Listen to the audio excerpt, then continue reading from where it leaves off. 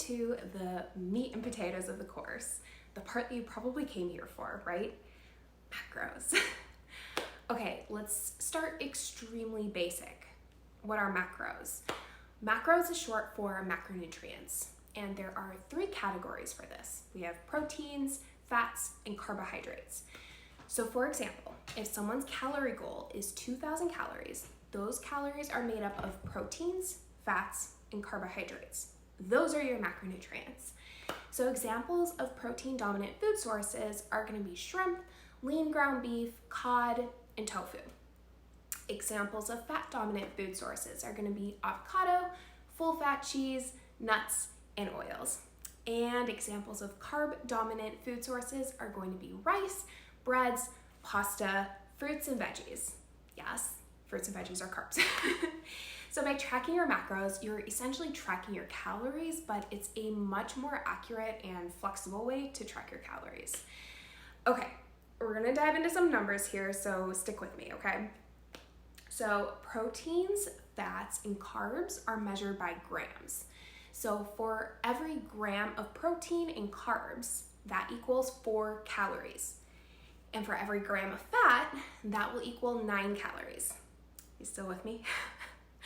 So let's use something like tofu as an example. 100 grams of raw, extra firm tofu's macronutrients look something like this. It has 15 grams of protein, 8 grams of fat, and 2 grams of carbs. And this equals out to being 140 calories.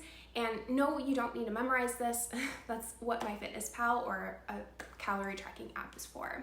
So looking at this tofu, I'm thinking to myself, okay, so this is a great source of protein and it has a moderate amount of fat in it, so great fat source too. Awesome. So let's use a Krispy Kreme donut as another example. I haven't had one of those in forever and I'm like drooling thinking about it. So that has 2 grams of protein, 12 grams of fat, and 22 grams of carbs. And this equals out to being about 200 calories. So looking at these macros, I'm thinking, perfect, this is totally doable to fit into my day of macros. And no, it might not keep me full for very long, but it's gonna be delicious. So do you see how my thought process for both of those foods, they're pretty similar. I'm not labeling the tofu as good or bad, and I'm not labeling the donut as good or bad. So by tracking your macros and trying to hit specific macronutrient goals instead of just focusing on calories, I'm able to incorporate foods that make my soul happy within the day, and I'm able to lose the good food, bad food perspective.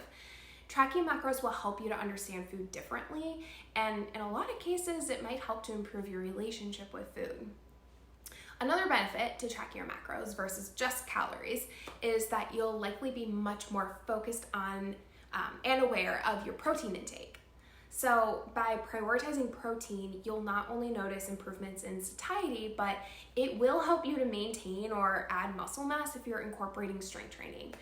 So 2,000 calories a day of mostly fats and carbs is gonna look way different than 2,000 calories of a good chunk of that being focused on protein. So tracking macros will also help you to include foods that you may have previously thought were off limits because it was so bad to eat. And by including them into your day, they'll become less off limits and you'll likely feel more control around them in the long run because of that mindset shift. So I hope that was helpful in understanding why tracking macros allows for so much more flexibility, which will then immensely help with adherence and sustainability, which will ultimately lead to your success. So I know this was a lot of information, so don't hesitate to reach out with any questions on this, okay? Great job for getting through this module. It was a lot. But click through for the next habit I want you to begin implementing, and I'll see you in the next module.